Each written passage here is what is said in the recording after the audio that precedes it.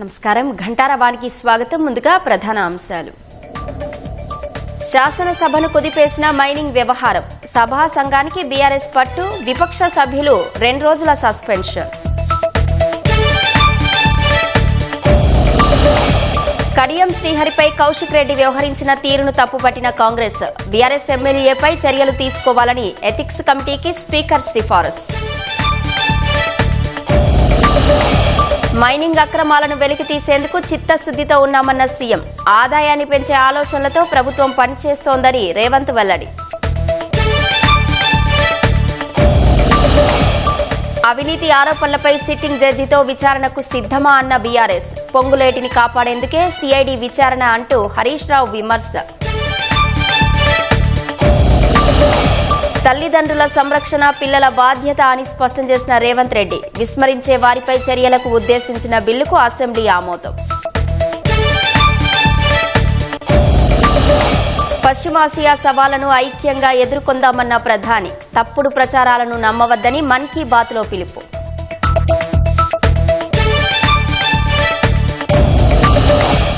బాంబుల మోతలతో దద్దరిల్లుతున్న పశ్చిమాసియా. ఇరాన్ క్షిపణి దాడిలో అమెరికా నిఘా విమానం ధ్వంసం.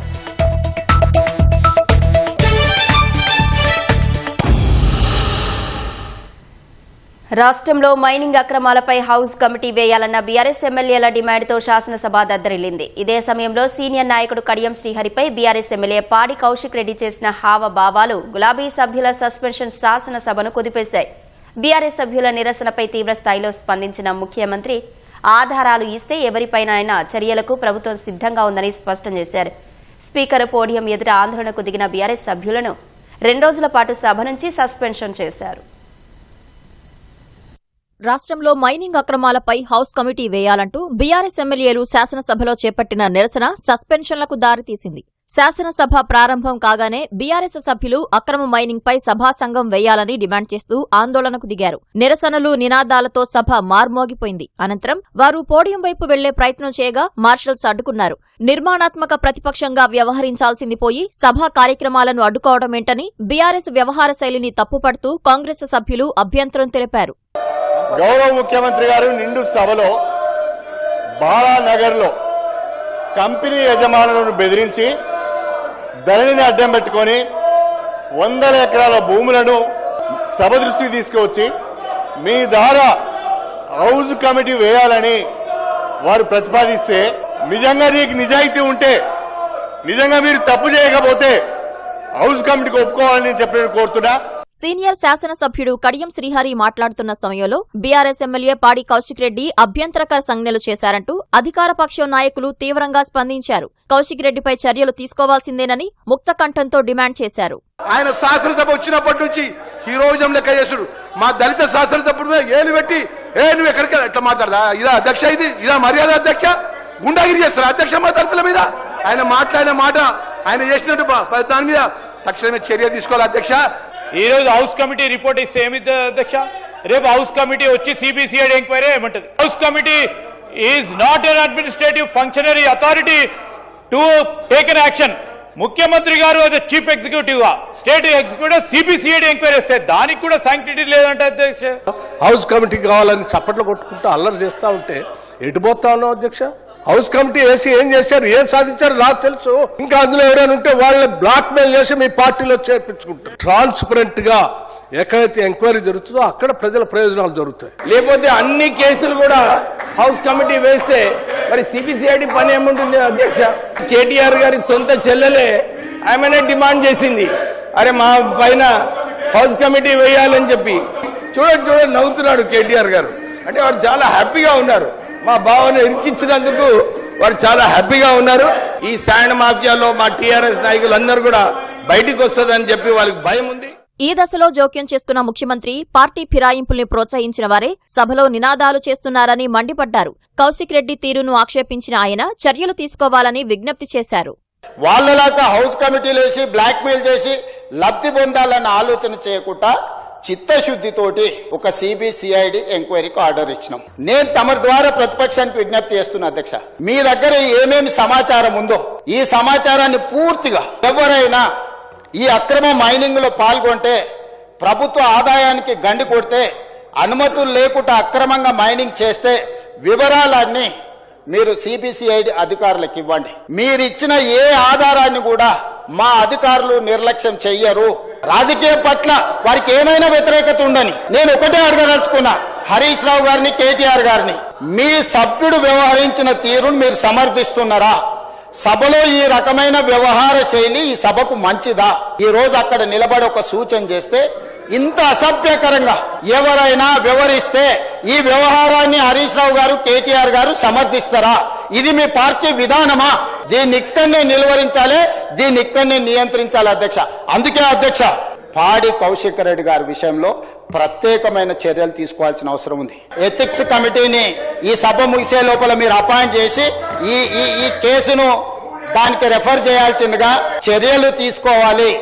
బీఆర్ఎస్ హయాంలో జరిగిన భూ అక్రమాలపై హౌస్ కమిటీ వేస్తానన్న సీఎం నిర్ణయాన్ని కాంగ్రెస్ మంత్రులు, ఎమ్మెల్యేలు స్వాగతించారు. సీఎం సూచనలు, సభ్యుల డిమాండ్లతో శాసనసభలో ఆందోళనకు దిగిన బీఆర్ఎస్ సభ్యులపై సస్పెన్షన్ వేటు పడింది. ఈ మేరకు శాసనసభ వ్యవహారాల మంత్రి శ్రీధర్ బాబు ప్రతిపాదించగా సభ్యుల అంగీకారంతో తీర్మానాన్ని ఆమోదించారు. 2 రోజుల పాటు అసెంబ్లీ నుంచి బీఆర్ఎస్ ప్రజాప్రతినిధులను సస్పెండ్ చేశారు. అదేవిధంగా సీనియర్ ఎమ్మెల్యే కడియం శ్రీహరిని బెదిరించే ధోరణిలో అసభ్యంగా సైగలు చేశారంటూ హుజూరాబాద్ శాసనసభ్యుడు పాడి కౌశిక్ రెడ్డిపైన చర్యలకు తీర్మానించారు. కౌశిక్ రెడ్డి వ్యవహారాన్ని విచారించాలని నైతిక కమిటీకి సిఫార్సు చేశారు. శాసనసభ వేదికగా సీఎం రేవంత్ రెడ్డి బీఆర్ఎస్ లక్ష్యంగా విమర్శలు గుప్పించారు. ధరణి పోర్టల్ను అడ్డుపెట్టుకుని జరిగిన భూ బదలాయింపు అక్రమాలను ముఖ్యమంత్రి సభలో ప్రస్తావించారు.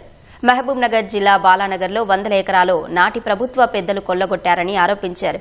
అక్రమ మైనింగ్ వ్యవహారంలో ఆధారాలుంటే ఎవరిపైనైనా చర్యలు తీసుకుంటామని ప్రకటించారు. దళితులను ఎవరు మోసం చేశారో ప్రజలకు తెలుసునని రేవంత్ రెడ్డి చురకలంటించారు.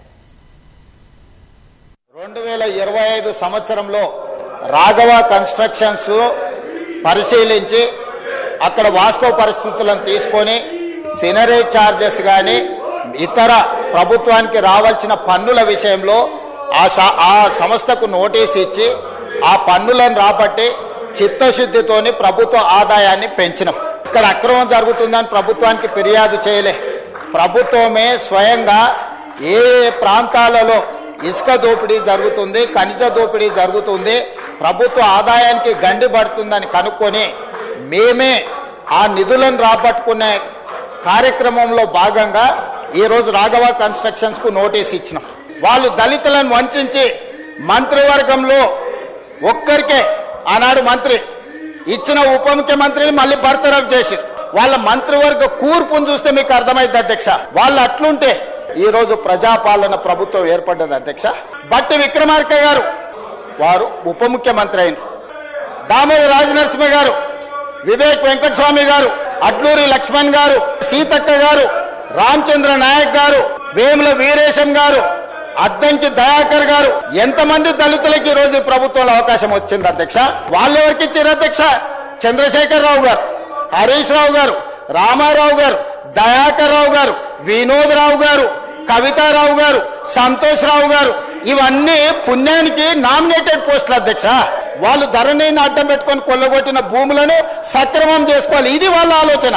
సిరిసిల్లలో కేటీఆర్ అనుచరులు ఎంతమంది భూములు అక్రమంగా ఆక్రమించుకుంటే కలెక్టర్ అందరినీ జైలుకు తోలిండు. ఈ ప్రయత్నాలు ఇక్కడ చెల్లవు అధ్యక్ష. ఇక్కడ పప్పులు ఉడకవు అధ్యక్ష. మంత్రాలకు చింతకాయలు రాలవు అధ్యక్ష. ఇక్కడ ఉన్నది రేవంత్ రెడ్డి అధ్యక్ష, బట్టి విక్రమార్క గారు అధ్యక్ష. మంత్రాలకు చింతకాయలు రాలే కాలం పోయింది. మీ ఉడత ఊపులకు భయపడే కాలం ఎప్పుడో కాలం చెల్లింది. అవినీతి ఆరోపణలపై సిట్టింగ్ జడ్జితో విచారణకు సిద్దమా అని ముఖ్యమంత్రి రేవంత్ రెడ్డికి మాజీ మంత్రి హరీష్ రావు సవాలు విసిరారు. తన బావమరిది తమ్ముడిపై సీఎం ఆరోపణలు చేశారని, సీఎం తమ్ముడు బావమరిదిపై అవినీతి ఆరోపణలు ఉన్నాయని హరీష్ గుర్తు చేశారు. ఇరువురం సిట్టింగ్ జడ్జితో విచారణ చేయిద్దామని హరీష్ ఘాటుగా స్పందించారు. కాంగ్రెస్ పాలనలో 20 కుంభకోణాలపై పోరాడతామని హరీష్ రావు స్పష్టం చేశారు. నా కుటుంబ సభ్యులు ధరణిని ఉపయోగించి బాలానగర్ మండలంలో నేనేదో అవినీతికి పాల్పడ్డా అంటాడు. నేను అంటా ఉన్నా, నువ్వు నా బావమరిది పేరు తీసినావు, నా తమ్ముడు పేరు తీసినావు, ఓకే, నా బావమరి మీద ఆరోపణలు చేసినావు, నా తమ్ముడి మీద ఆరోపణలు చేసినావు, హౌస్ కమిటీ వేయడానికి హరీష్ రావు రెడీయా అని నన్ను అడిగినావు కదా. I'm ready. నీ తమ్ముళ్ళు చేసిన భూ కుంభకోణాల మీద, నీ తమ్ముళ్ళు చేసిన టీడీఆర్ కుంభకోణాల మీద, నీ తమ్ముడు చేసిన కేఎల్ఎస్ఆర్ టెండర్ల కుంభకోణం మీద నువ్వు రెడీ అయితే నా తమ్ముడి మీద నేను కూడా రెడీ. ఇద్దరం కూడా ఎంక్వైరీకి ఇద్దాం. నా బావమరిది మీద ఆరోపణ చేసినావు కదా, నేను రెడీ.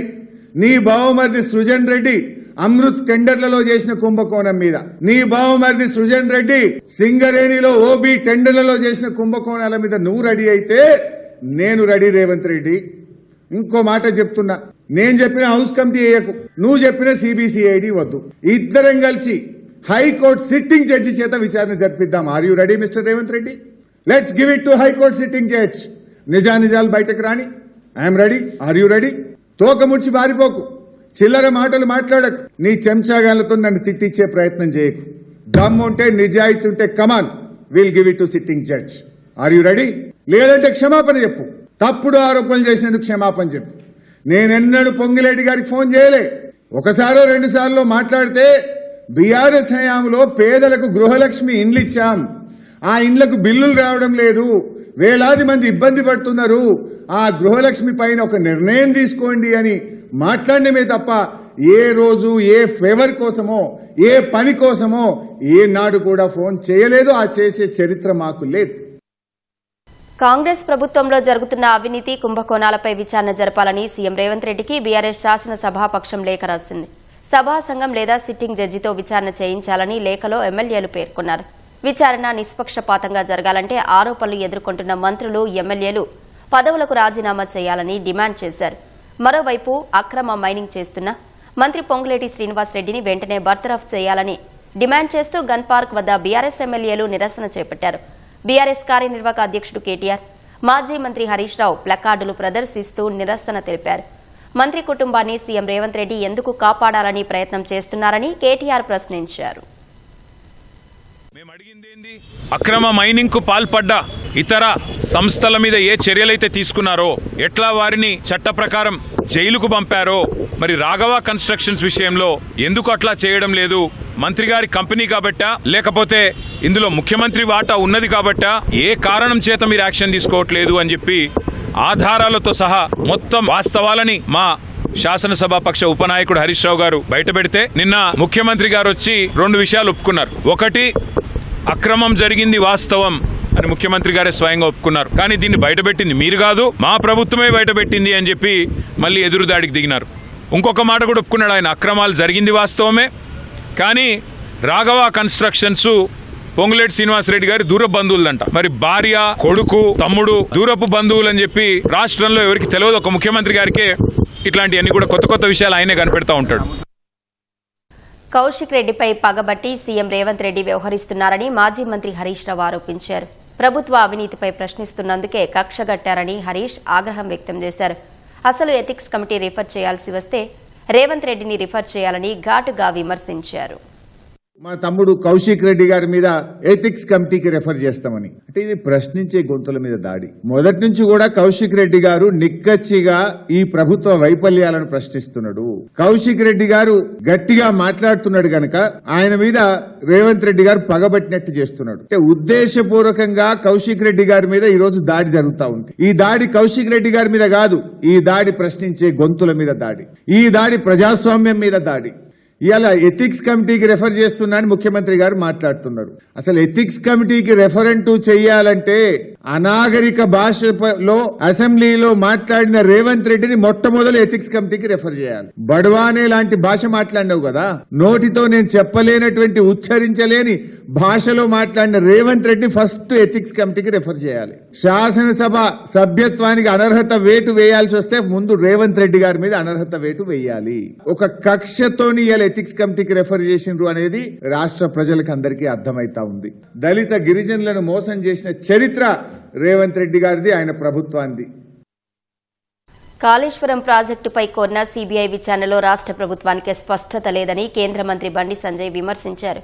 విచారణ 1,00,000 కోట్ల కుంభకోణానికా లేక 9,000 కోట్ల కుంభకోణానికా అన్నది ప్రభుత్వమే చెప్పాలన్నారు.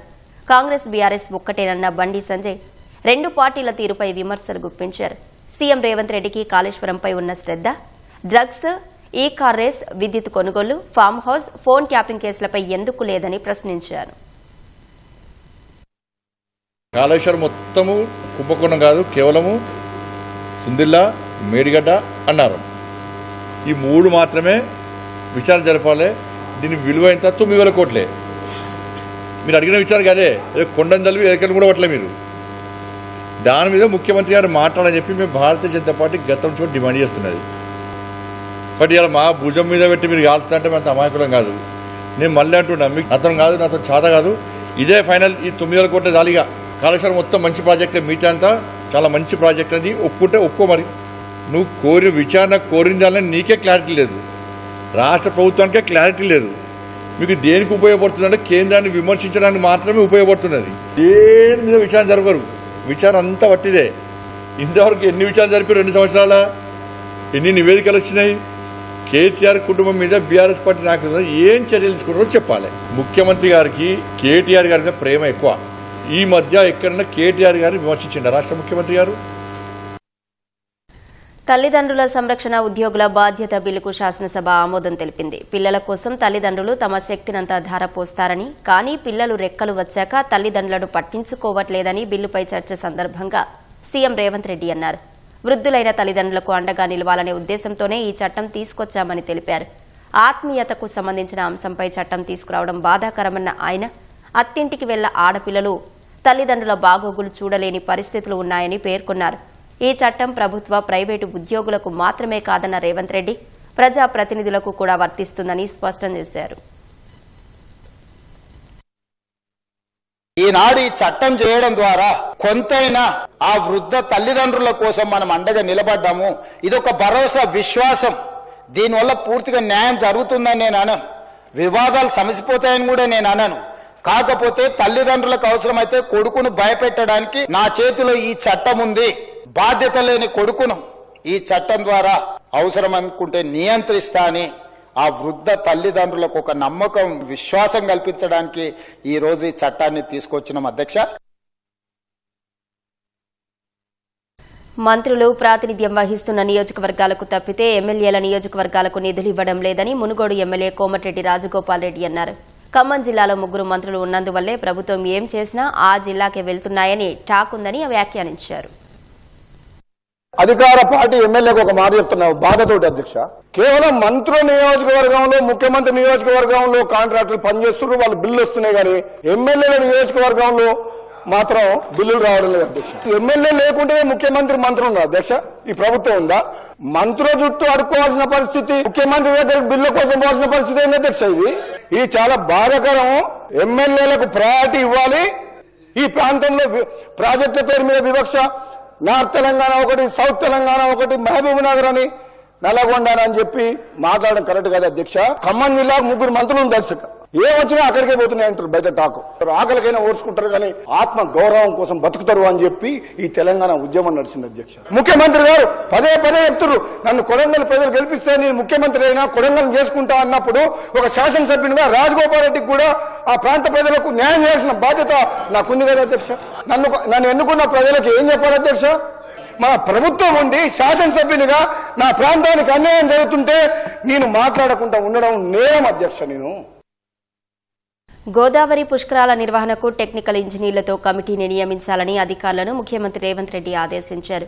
ఇంజనీర్ల కమిటీ క్షేత్రస్థాయిలో పర్యటించి 20 రోజుల్లో నివేదిక సమర్పించాలని తెలిపారు. అధికారులు పరిశీలించి పూర్తి అంచనాలతో కేబినెట్ సబ్ కమిటీకి నివేదిస్తే రాష్ట్ర మంత్రివర్గంలో చర్చించి నిర్ణయం తీసుకుంటామని సీఎం తెలిపారు. శాసన మండలి కమిటీ హాల్లో గోదావరి పుష్కరాలపై కేబినెట్ సబ్ కమిటీ ఉన్నతాధికారులతో సీఎం రేవంత్ రెడ్డి సమీక్షించారు. బాసర నుంచి భద్రాచలం వరకు గోదావరి పరివాహకంలోని ప్రధాన ఆలయాలు, పుష్కర ఘాట్ల అభివృద్ది ప్రణాళికపై చర్చించారు. వచ్చే జూన్లో గోదావరి పుష్కరాల ప్రణాళికలపై అధికారులు సీఎంకు వివరించారు. శాశ్వత, తాత్కాలిక పనులను ప్రాధాన్యతల వారీగా పూర్తి చేసేలా ప్రణాళికలుండాలని ముఖ్యమంత్రి సూచించారు. వివిధ విభాగాల మధ్య సమన్వయ లోపం తలెత్తకుండా ప్రజాభవన్లో ప్రత్యేకంగా వార్ రూమ్ ఏర్పాటు చేసుకోవాలని తెలిపారు. పుష్కరాల ఏర్పాట్లలో భాగంగా ప్రధాన దేవాలయాలు, పర్యాటక ప్రదేశాల్లో ఘాట్ల విస్తరణ చేపట్టేలా చర్యలు తీసుకోవాలని సూచించారు. రోడ్లు, వివిధ ప్రాంతాల మధ్య కనెక్టివిటీ విషయంలో ఇబ్బందులు తలెత్తకుండా చర్యలు తీసుకోవాలని తెలిపారు. బాసరా శ్రీ జ్ఞాన సరస్వతి దేవస్థానం విస్తరణ, అభివృద్ధి మాస్టర్ ప్లాన్పై సీఎం రేవంత్ రెడ్డి పలు సూచనలు చేశారు. హైదరాబాద్ మణికొండలో అపార్ట్మెంట్ ఫ్లాట్లో అగ్ని ప్రమాదం చోటు చేసుకుంది. రిధీస్ గ్రాండియర్ అపార్ట్మెంట్లో 3వ ఫ్లోర్లోని ఫ్లాట్లో మంటలు అంటుకోవడంతో అపార్ట్మెంట్ వాసులు బయటకు పరుగులు తీశారు. అనంతరం స్థానికులు అగ్నిమాపక సిబ్బందికి సమాచారం ఇవ్వడంతో వారు మంటలను అదుపు చేస్తున్నారు.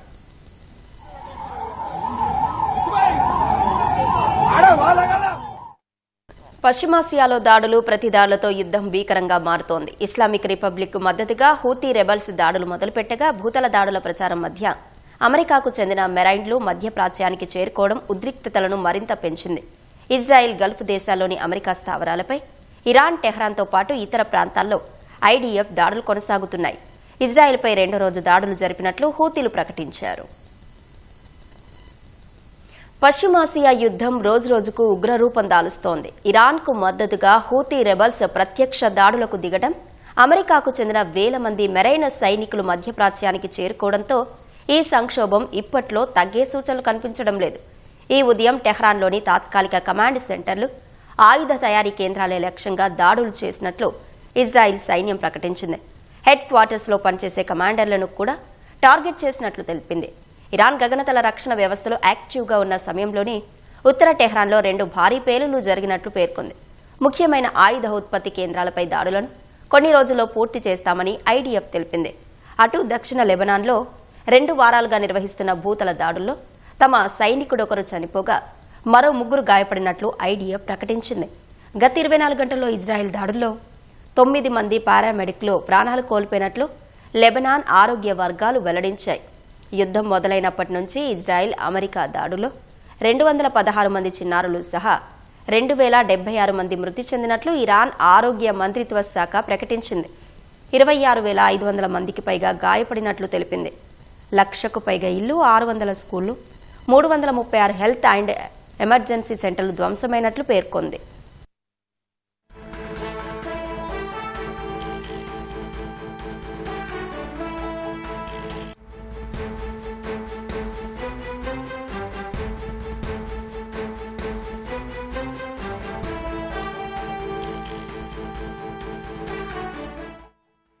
ఇరాన్పై అమెరికా భూతల దాడులు చేపట్టే అవకాశాలు ఉన్నాయనే ప్రచారం నేపథ్యంలో ఇరాన్ పార్లమెంటు స్పీకర్ స్పందించారు.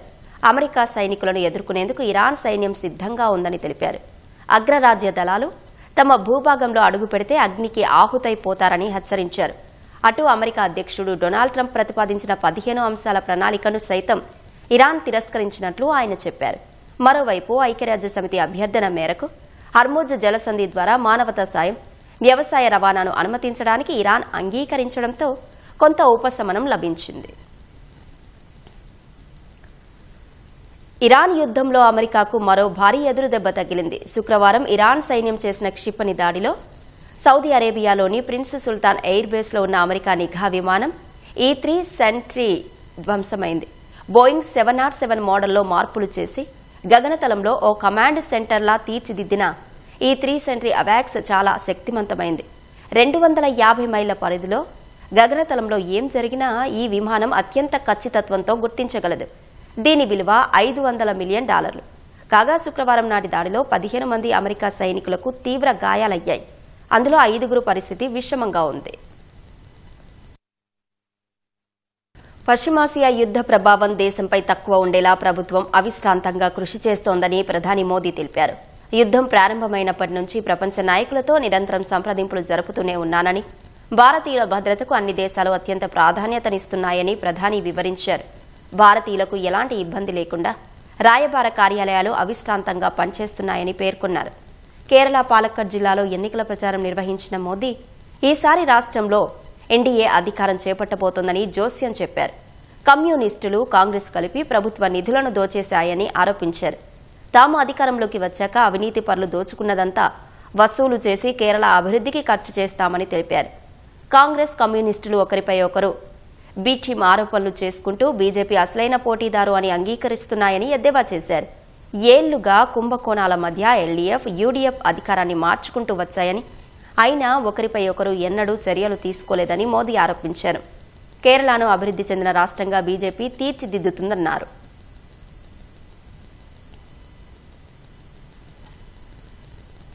పశ్చిమాసియా యుద్ధం కారణంగా తలెత్తుతున్న సవాళ్లను దేశ ప్రజలంతా ఐక్యంగా ఎదుర్కోవాలని ప్రధాని మోదీ విజ్ఞప్తి చేశారు. మన్ కీ బాత్ 132వ ఎపిసోడ్లో మాట్లాడిన మోదీ రాజకీయ ప్రయోజనాలకు కొందరు చేస్తున్న తప్పుడు ప్రచారాన్ని నమ్మవద్దని కోరారు.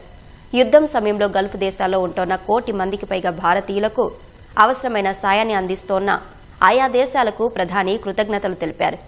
యుద్ధం కారణంగా ఇంధన సరఫరాకు కీలకమైన ప్రాంతాల్లో ఉద్రిక్తతలు కొనసాగుతున్నందున ప్రపంచవ్యాప్తంగా పెట్రోల్ డీజిల్ సంక్షోభం తలెత్తిందన్నారు. ఈ ఇంధన సంక్షోభాన్ని భారత్ దృఢంగా ఎదుర్కొంటోందని తెలిపారు. ఈ క్లిష్ట సమయంలో ప్రజలందరూ ఐక్యతతో ఉండాలని మోదీ పిలుపునిచ్చారు.